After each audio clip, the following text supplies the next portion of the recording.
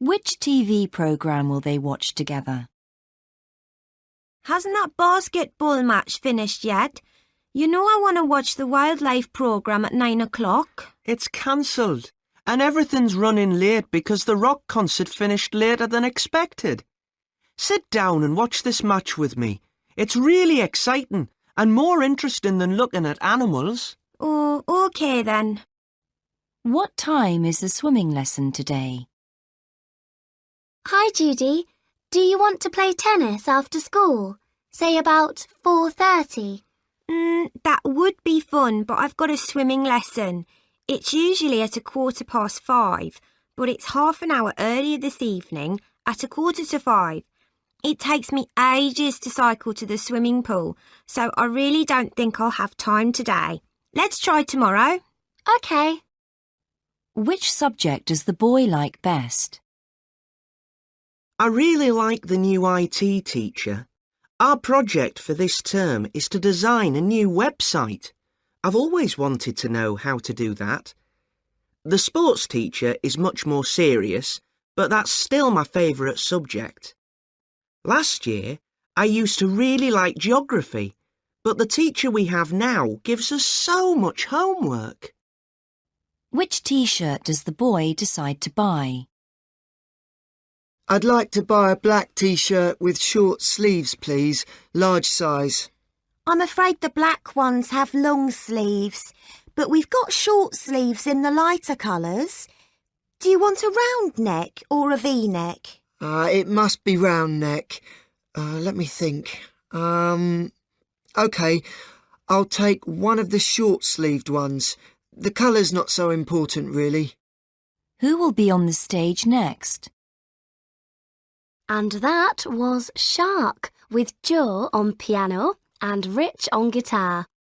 Lots of music to come, including the Three Biscuits with songs from their new CD. But first, here are Subway. You all know the drummer and guitarist, but singing here with them for the first time is Sarah Ireland, the drummer's sister. Please give her a big welcome. What time will the pie be ready? What time is it, Mum? Do you think the apple pie will be ready yet? It's 4:35. And the pie went into the oven at 4:15? That's right. You could check it at 5 and turn the heat down a bit, but don't take it out until 20 past. That's 45 minutes to go. OK. I'm hungry already.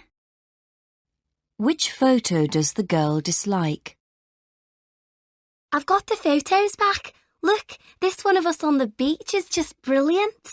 Yes, you must get a copy for me to put in my photo album. It was a great day, but that other one's good too. I don't know why you think so. That dress I'm wearing looks awful. I only bought it because it was half price. The one of us on the boat isn't bad. Look. Apart from the fact that we look seasick. What should the students take on the school trip?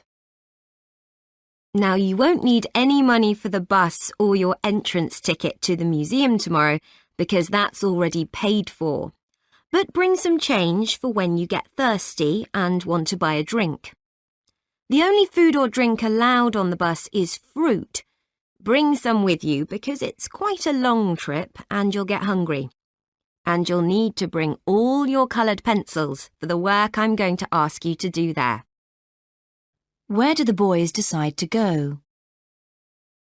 So, we've got 3 hours. Shall we go skateboarding in the park? What do you think? Well, there's the latest space film, which is meant to be good. Or there's a new computer game shop which has just opened. Oh, well, I haven't got enough money to buy a new game anyway. Let's go and watch the film. OK, we can go skateboarding any time. What has the girl lost? Can I help you? You look worried. Is everything all right? Well, I was in the playground about 10 minutes ago with my friends and I got a call on my mobile phone. I had to get a pen out of my bag to write something down and I think my purse fell out. I can't find it now. Do you know if anyone has handed it in? You know you're not supposed to bring phones to school. Anyway, let me go and check. What colour is it? When will Jack's mum pick him up? Mum, I'm ringing to tell you I'm at Tim's house. Football practice finished early, so we walked here together. OK. Well, it's 5:30 now, so I'll come in the car and pick you up. It'll take me about half an hour, so I'll see you at 6. Oh, there's something good on television then. Can you come and get me after it, at 7? I can't, Jack. I've got to pick your dad up from the station then. Which postcard will they send? We mustn't forget to send Mum a postcard. How about this one with a picture of the mountain? Well, it's nice, but we can't actually see it from where we're staying. What about a view of the lake and the village instead? Or perhaps one of the garden pictures, if you think she'd prefer it? Look at the cottage and all the flowers. I think your first idea was better. We could put a cross to show where we're staying. Right then, let's do that. What do they decide to buy? Look, Kate, there are some of those biscuits you like. Oh, yes.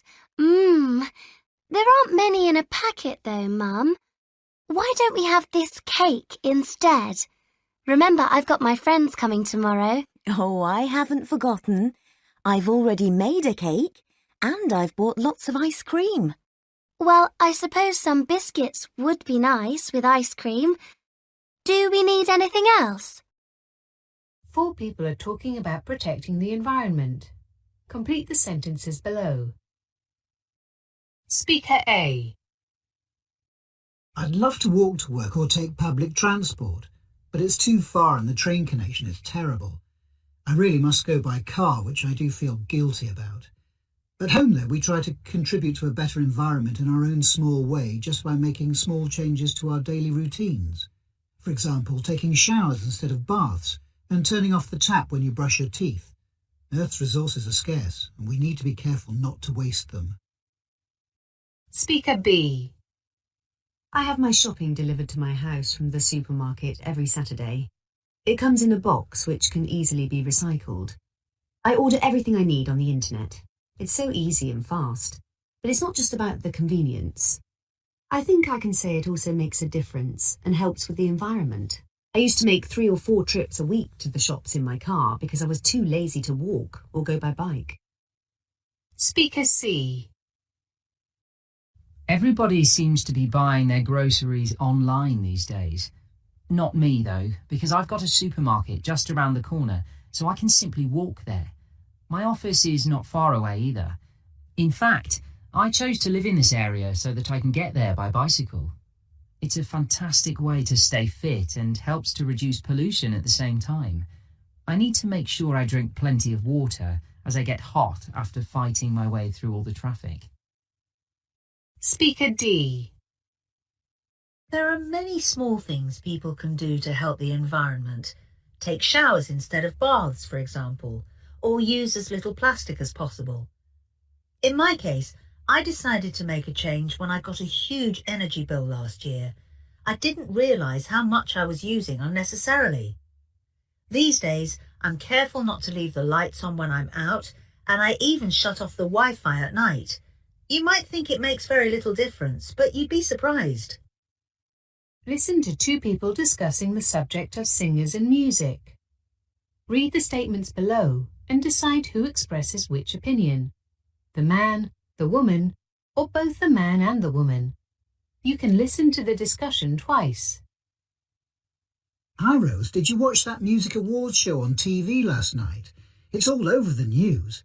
I don't know why it has to get so much attention. Well, I don't think it's really aimed at us, is it? I think the core audience for that sort of thing is teenagers. The really famous singers have millions of fans who essentially want to be like them. That's part of the problem, surely. What have they done to deserve that kind of adulation? Well, a lot of them champion good causes. If they support a charity, it can encourage their followers to take it up. Yes, but they're doing it for the wrong reason. Besides, a lot of today's singers can't compare with the ones from the 60s or 70s. What you mean is that you don't like them. It's true, I don't. But what's wrong with that? Nothing at all. The world would be a really boring place if we all listened to the same stuff. I mean, take classical music, which I know you like. A lot of people just don't have the patience for it. Well, yes, it can be an acquired taste. It all comes down to the individual, I suppose. Exactly. Every generation invents its own music, and it tends to be a reaction against the previous one. In a way, it's almost designed to make some people dislike it. Well, you're talking about musical styles, aren't you? They'll always go in and out of fashion. But I think if you're talking about music as a medium of expression, then it's a bit different. It's capable of expressing ideas and emotions that we can all understand. That sounds all a bit abstract to me, but then I don't have the same kind of musical education as you. You studied it at university, didn't you? Yes, I did. But you don't need a degree in music to see how it works. Think of the way it's used in films. When you watch a sad scene, what is it that makes you want to cry? Yes, I know. Sometimes you can't help yourself. It's almost as if you've been conditioned to respond in a certain way. I suppose that's why certain types of films have a lot of music in them. Yes, it just goes to show how powerful it can be. When it's done well, you don't even realise it's happening. Listen to an expert on public safety talking about security cameras and answer the questions below. Many people worry about the increasing number of security cameras in their lives. They're particularly uneasy about having them at their places of work. It feels as if their employers are checking up on them and treating them more like criminals than employees. This apparent lack of trust can have a negative effect on the workplace. However, there seems to be some misunderstanding about the purpose of these security cameras. Employers insist that the cameras are there for the benefit of employees. For example, to make sure the building's secure from intruders or to check for any health risks. There are also very strict rules in place which regulate how far employers can monitor their workers. It's likely that some of the concerns people have about having security cameras in the workplace are unfounded. The benefit of putting security cameras in public places is to increase safety rather than spy on members of the public. Even so, this can still seem like an invasion of privacy to some people. However, if you're in a public area and doing nothing wrong, you've no reason to feel invaded or scared. On the other hand, if a camera catches someone acting suspiciously, then preventative action can be taken. The presence of cameras often acts as a deterrent, which is why many shops and public buildings have them.